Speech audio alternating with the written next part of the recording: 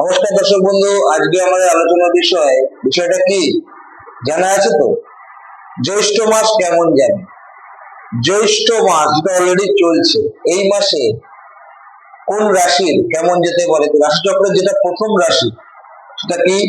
প্রথম যে রাশি আছে সেটা হচ্ছে মেষ রাশি। তো আমরা প্রথমে জেনে নেব যে মেষ রাশিদের এই বর্তমান গ্রহের অবস্থা অনুযায়ী কেমন যেতে পারে।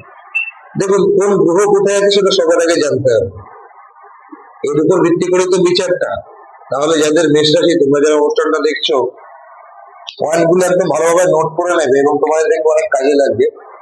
এই জ্যৈষ্ঠ মাসটা তোমাদের কেমন যেতে পারে। দেখো, বর্তমানে শনি কিন্তু এখানে রয়েছে, রাহু রয়েছে এখানে, আচ্ছা বৃহস্পতি যিনি এই মুহূর্তে মিথুন রাশির ঘরে রয়েছে, এবং চন্দ্র কেতুর একটা ফ্যাকশন এখন সিংহের ঘরে চলছে, মঙ্গল কিন্তু এই জায়গায় রয়েছে, এবং রবি আর বুধ এই সিচুয়েশনে রয়েছে।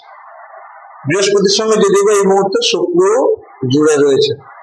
তো এরকম একটা অবস্থা আমি আলোচনা করছি কাদের জন্য? যাদের মেষ রাশি, তোমাদের এই জ্যৈষ্ঠ মাস যেটা চলছে, এতে শুভ জিনিস অশুভ জিনিস কি থাকতে পারে সেটা একটা তোমাদের প্রাথমিক আমি একটা আলোচনা করে দিচ্ছি।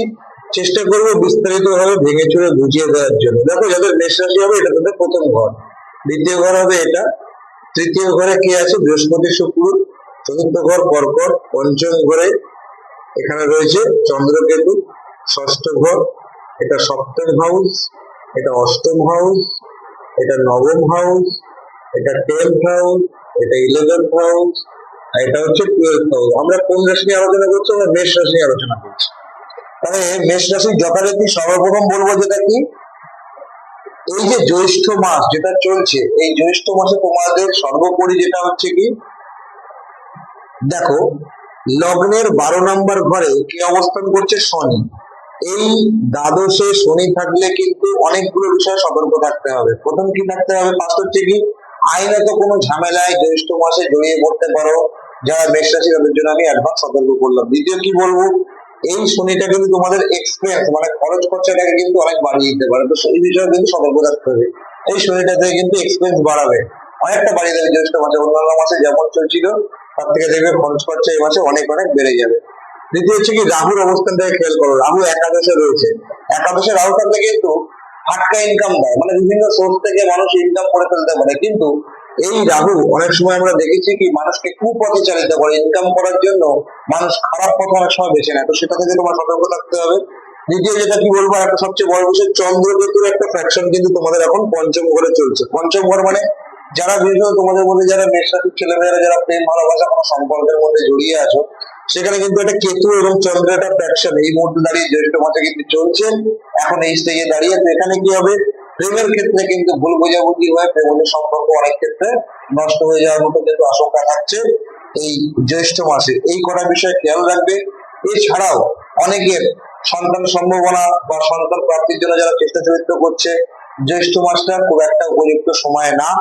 তবে আরেকটা বিষয় বলবো, লগ্নের তোমাদের এই মুহূর্তে দ্বিতীয় রবি বুধের বুধাদিত্য যোগ, এটা খুব ভালো বিষয়।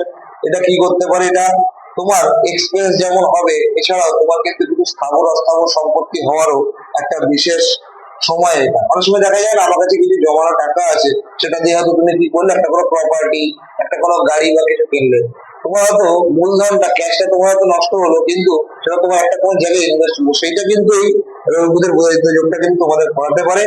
আর লগ্নে একটা তোমাদের এই মুহূর্তে মঙ্গলের একটা প্রভাব চলবে, যারা মেষ রাশি তাদেরকে বলছি, এই মঙ্গলের প্রভাবে কিন্তু তোমরা অনেকটা হঠাৎ হঠাৎ করে রেগে যাওয়া বা রাগের বশীভূত হয়ে কোনো খারাপ সিদ্ধান্ত নিয়ে ফেলা, এই জিনিসগুলো কিন্তু তোমাদের এই মুহূর্তে চলবে জ্যৈষ্ঠ মাসে। তো আশা করি যে কটা পয়েন্ট বললাম তোমাদের বুঝতে কারোর অসুবিধা হয়নি। পরবর্তী আমার ভিডিও নিয়ে আসবো, যারা নতুন তারা চ্যানেলের সঙ্গে জুড়ে থাকবে। এবং পরের ভিডিওতে তোমাদেরকে বলবো আমি জ্যৈষ্ঠ মাসে বৃষ রাশিদের কেমন যাবে, বা কি করা উচিত বা কি করা উচিত না। ততক্ষণ পর্যন্ত প্রত্যেকে ভালো থাকবে, সুস্থ থাকবে, মাতার কাছে আশীর্বাদ করুন, সকলে ভালো থাকুন। নমস্কার, জয় মা।